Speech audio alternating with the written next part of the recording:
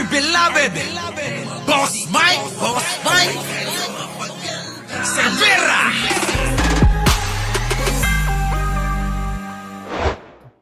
Ulit daw si Pangulong Bongbong Marcos sa epekto sa mga Pilipino ng naungkat na korupsyon sa mga flood control project. Patay, mga kababayan. Yan na nga po mga kababayan Yan na nga. Oo, galit na galit.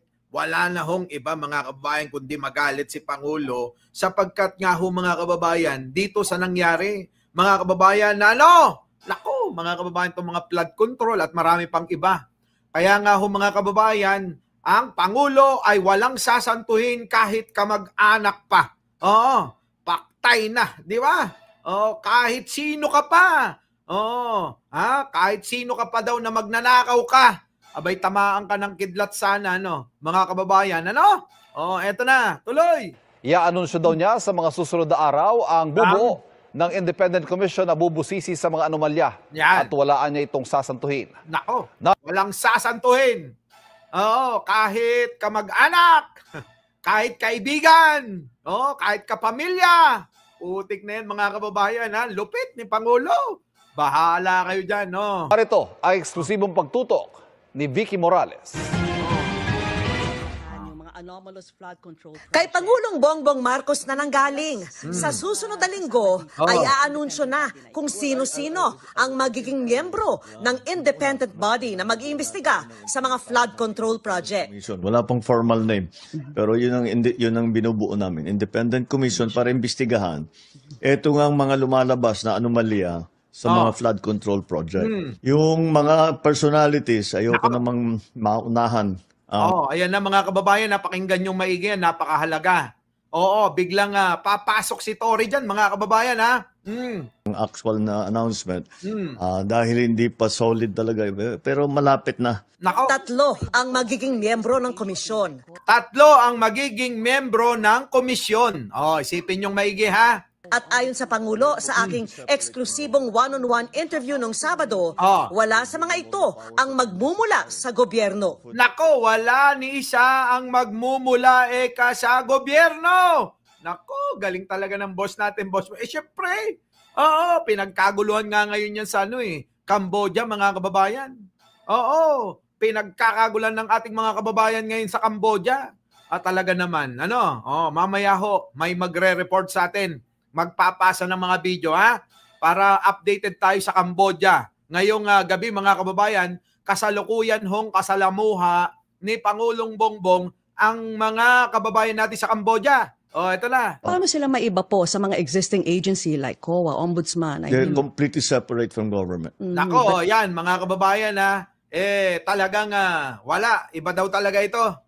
Separate ito sa mga ahensya ng gobyerno. Mukhang mga kababayan, tingin ko rito si Pangulo mukhang lahat ng ahensya ng gobyerno tutugisin mukhang maraming maraming mga nadiskubre dahil nga raw dito sa isumbong mo kay Pangulo. Ayos yung kanyang website na isumbong mo kay Pangulo. Wala na, pinanis yung tulpo. Mga kababayan, yung tulpo puro drama lang Yung tulpo, mga kababayan, puro nakakasira lang ng mga pamilya Eto mga kababayan, nakakadiscover ng mga magnanakaw sa bayan. Eto na. How powerful will they be? We will give them all the powers that are necessary. Alakay, bibigay daw lahat ng kapangyarihan, mga kababayan, naman kanilang kakailanganin. Nako, grabe. Matindi mga kababayan. Diba, Alicia Duran, tawa ka lang ng tawa, Eto na, mga kababayan, For them to come to a conclusion, to come to some findings, para meron naman, alam natin kung ano yung nangyari. Hindi man ibinunyag sa ngayon kung sino-sino ang mga ito. Nagbigay ng mga clue. Ayan, may clue na Sino kaya, mga kababayan? Hindi man binanggit kung sino-sino itong 3 na ito. Abay, nagbigay ng clue ang Pangulo. Anong clue, Boss Mike? Eto na ang clue. Pangulo, kailangan daw na mayroong abogado o isang justice. Nako, isang abogado o isang justice. Alaka. Kailangan din daw ng investigador. Naka! Patay! Kailangan daw ng investigador. Narinig nyo yon mga kababayan ko? Kailangan din daw ng investigador. Oo, sino ba ang galing sa pag-iimbestiga mga kababayan? Eto na ba mga kababayan yung talagang mabigat, sabi nga ni Attorney Claire nung nakaraan sana'y tanggapin ng ating General Torre ang mabigat na trabaho na ibibigay ni Pangulo. Putik na yan. Eto na kaya yun? Kasi sabi rito, may investigador daw mga kababayan Nagbigay ng mga clue ang Yan. Pangulo. Kailangan daw na mayroong abogado o isang justice. Kailangan din daw ng investigador. Nakaw, yun ang investigador Sino ba ang investigador? Di ba mga polis yun? Yun yung mga nag-iimbestiga mga kababayan. Investigador, yung mga polis. Eto na ho ba mga kababayan? Yung pong trabaho ni General Torre. Ay, nako mga kababayan, mag-ingat na kayo dyan. Walang sasantuhin yan. Kaya pala sinasabi ni Pangulo, walang sasantuhin tayo. Kahit sino pa yan, kahit kamag-anak, kahit na senador, kahit na congressman, governor, mayor, kahit sino sa gobyerno. Walang sasantuhin yan. Si Digong nga, hindi sinanto Kulang na lang kalad ka rin niya Ano ba mga kababayan? Kulang na lang kalad ka rin ni General Torres si Digong. Nako, spill out na. Muna. Yung may alam ka. Ay, nako. Ayan na nga yung clue Oo, dali. Andali Ayun. Eto na mga kababayan ko. Tuloy. Forensic accountant. How powerful will this body be? Will they be able to even investigate the congresspeople, the Senate? They will have the subpoena powers to investigate anything and anyone. Lahat daw. Otherwise, Kahit sino, kahit saan, kahit ano paman, mga kababayan, kung kailangang imbestigahan, sabi ni Pangulo, patay. Grabe si Pangulo, antindi. Sabi ko sa inyo, iba mag-isip ito Pag nag-isip to, mga kababayan, maraming paliko-liko. Sabi ko nga sa inyo, yung pag-iisip ni Pangulo hindi kayang isipin ng ordinaryong tulad ni Sara Duterte. Tapos gusto nyo ipalit si Sara Dine? Mga kababayan ko, gusto nyo ipalit si Sara Dine? Naku naman. Tuloy. Then what they will have sasabihin, may sacred cow na naman o may pinoproteksyonan dahil kasama sa politika, whatever. Pagka nangyari yun, wala rin kabuluhan yung kanilang investigasyon. Correct. Kita nyo? Kung sabi ni Pangulo, kung mga kalyado pala, nasasangkot dyan. Tapos hayaan lang natin, ano pang silbi ng investigasyon? Di wala rin yan. Parang wala rin. Sabi niya, parang wala rin kung hindi pa nanagutin itong mga hinayupak na mga magnanakaw na ito. Di po ba? Sabi ni Marisa paulit-ulit, mabait pero iba magalit. Tahimik pero mapanganib. Sabi naman ni Bulaklak Kabiling, same kayo ng live ni Coach. Ay, nako. Ito na.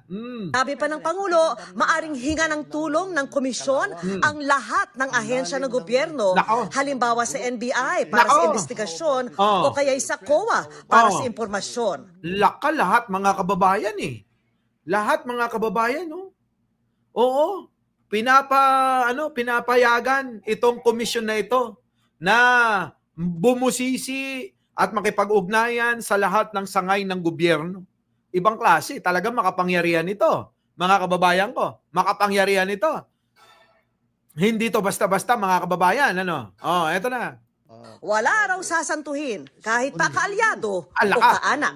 Ayan! Nakaw! Yan ang gusto ko! Walang sasantuhin daw. Kahit kaalyado, kahit kaanak. Yan ang gusto ko mga kababayan. Yung matapang, walang sasantuhin. Kahit kaalyado, kahit kamag-anak, narinig nyo? Matagal ko na sinasabi ito Oo. Hindi sasantuhin ni Pangulo. Kahit kaalyado, kahit kamag-anak, bahala kayo sa buhay ninyo. Basta kayo'y gumawa ng kasalanan, hindi talaga kayo palalagpasin ni Pangulong Bongbong. Nako. Kaya ba yung iba'y nagtatantrums na? Kaya paktay na ang sabaw. Ayun na nga. Oo, lalamig na yan. Ipakitang may mapakulong, managot, sabi ni Archangel. Oh. Yun na nga yung ating panawagan eh. Kailangan talaga may managot din eh. 'Di ba? Vilma de la Cruz. Ha? 'Di ba, Marepe? Oo. 'Di ba? Ang The Big Five last Saturday. Wala. Nasa nanay ko ako. Nagpaalam mo ako sa mga kasama natin. Eto na. We're making an omelet. We're going to have to break some eggs. Nako. There's just no way around it. Even if they're relatives as well. Nako. Yeah. Who's more important? Ayan, mga kababayan, kahit ba yung mga kamag-anak? Kahit ba yung mga kamag-anak? Sino ba kamag-anak nito? Mga kababayan, sino kamag-anak nito? Robert Blanco. Di ba? Napuno na ang salop. Kaya naspak na amin na. Di ba, mga kababayan? Gising ako maaga bukas sa pasabog. Nako, mga kababayan. Paktay, nandyan na. Elena Capistrano, Gemma Sandoval. Ano masasabi nyo rito kay Pangulo? Ang tanong ni Vicky Morales kahit pa ho mga kamag-anak, Eggs. There's just no way around it. Even if they're relatives as well. Naku. Yeah. Who's more important? Your friend? Your political supporter? Or every single ordinary Filipino citizen? Nako, mga kababayan, no? Sino mahalaga? Yung mga kaibigan? Yung mga supporter kasama na kamag-anak? O yung bawat mga Pilipino na naghihirap? Kita nyo mga kababayan. Grabe, no? Ano mahalaga? Mamayang Pilipino o kaalyado? O kaibigan? Sino? Kita nyo. Yari talaga kayo rito. Mukhang may malaking masasampulan talaga, no? Kaya nga ho, mga kababayan, hindi nakakapagsisi, Joey Cloud, na talagang sumuporta kay Pangulo. Alam nyo, sa totoo lang, napakabait na itong mama na to. Masyado lang inaabuso nung mga kahit kaalyado. Yun ang masakit, mga kababayan. Yung po bang Pangulo natin, napakabait. Pero yung mga nakapaligid, mga kababayan, mga walang yan. Yung po yung mga nagpapahamak kay Pangulo. Yung pong mga nagpapanggap, nakakampi, ganun talaga yata, eto na. Who's more important? To me, is the Filipino citizen. Correct. Para kay Pangulo, ang mahalaga ay ang mamamayang Pilipino, wala na hong iba. Yan po, galing mismo kay Pangulo. Talaga, idol talaga yan. Sabing ganun. Sana sina Villanueva at Quezon, unang sample. Kasi bait mo. Kasing bait ko. Parehas kami. Sa totoo nga lang, naniniwala na ako Sinasabi nila, parang magkapatid kami nito. Sige na. Nobody is more important than Filipinos. Nobody, not one person is more important. Not me, not anybody. Yan, kita nyo. Walang mas mahalaga. Sa mga Pilipino, kahit ang sarili ko, ni Pangulo. Wala kahit sino. Walang makakatumbas ng halaga nyong mga mamamayang Pilipino, sabi ni Pangulo. Di ba? Grabe, no? Matindi. Ayan. Yan, anak ni Apo Lakay.